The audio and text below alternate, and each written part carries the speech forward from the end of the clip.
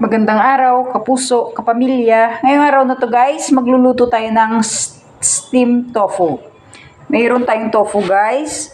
Ganito, hiniwa ko lang siya sa gitna. Ganyan. Tapos, slice lang ng ganito kalaki. Tapos, kailangan natin ng sibuyas. Tapos, hipon. Yung hipon pala guys, minarinate ko na ito sa white pepper. Tapos, salt. Ngayon, ganito gagawin natin guys. Ilalatag natin itong tofu. Ganyan, i-arrange muna natin dyan.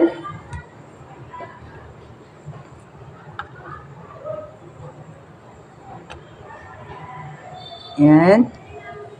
Arrange muna natin yung tofu.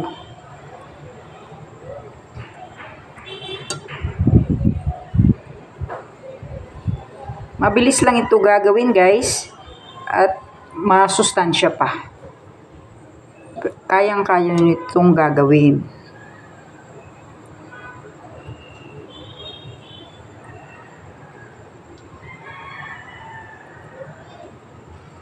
Yan, ganyan lang yung gagawin nyo guys. Latag-latag nyo lang yung tofu.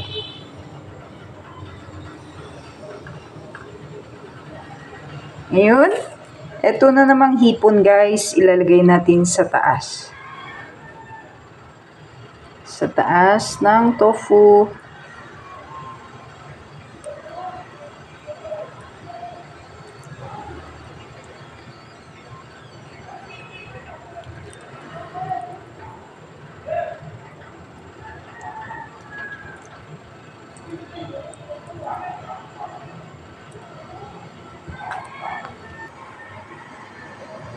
Ganyan lang gagawin nyo guys, oh. Yan, sa taas, ilalagay nyo lang yung hipon. Yan. Biniak ko pala to sa gitna guys, para matanggal yung kinain niya. Yan.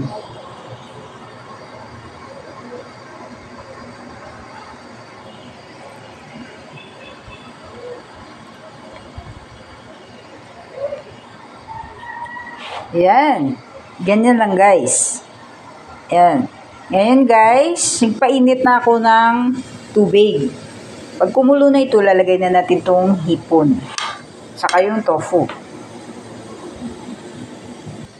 Habang inaantay natin yung ano guys, yung kumulo yung tubig, gagawa tayo ng sauce. Kailangan natin guys, light soy sauce. Lalagay natin dito. Yan, ganyan lang kadami guys. Tapos lalagyan natin ng sugar. Sugar, 1 and 1/2 teaspoon. Yan. Tapos kailangan natin ng plain water. Lalagyan natin ng konti. Ayan. Tapos halu-haluin natin. Ito na yung magiging sauce natin guys. Kumukulo na yung tubig natin guys. Ilalagay na natin tong ating tofu.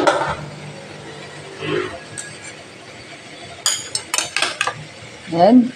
Steam na natin.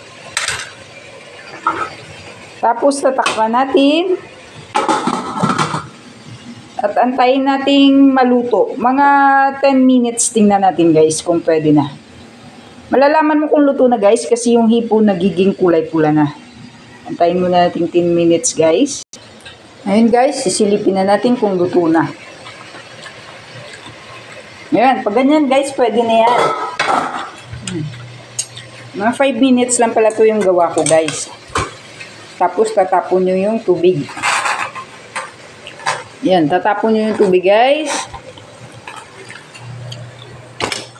Pag ganyan yung itsura guys, luto na yan. Tapos, kailangan natin guys ng sibuyas dahon. Hinihiwa ko lang ng ganyan kaliit. Ngayon, lalagyan natin ito sa taas.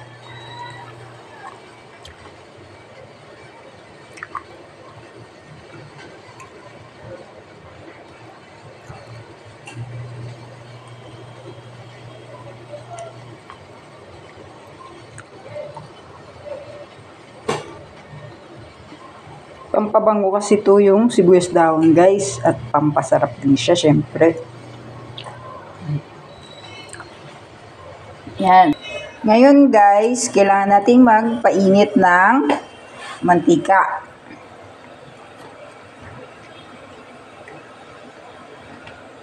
Yan, magpainit muna tayo mantika guys. Kailangan yung mantika natin guys, kulong-kulo. Hintayin muna natin kumulo yung mantika natin. Ayan guys, oh. Tingnan nyo, kumukulo na yung mantika natin. Pwede na ito. Off na natin yung apoy. Ilalagay pala muna natin itong ating sauce guys. Ganyan. Ayan. Ilagyan nyo lang bawat isang tofu. Ilagyan nyo sa taas.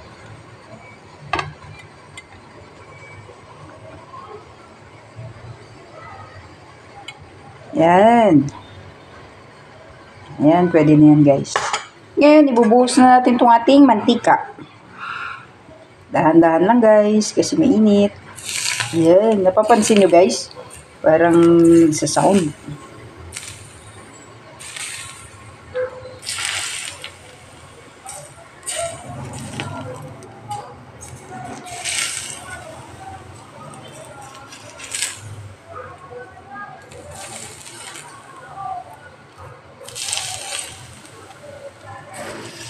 Yan. Yan guys. Ganyan lang paggawa ng steamed tofu na may shrimp. Yan. Pwede na yan kainin. Gayahin nyo guys. Mabilis lang itong gawin. Thank you for watching. Bye-bye.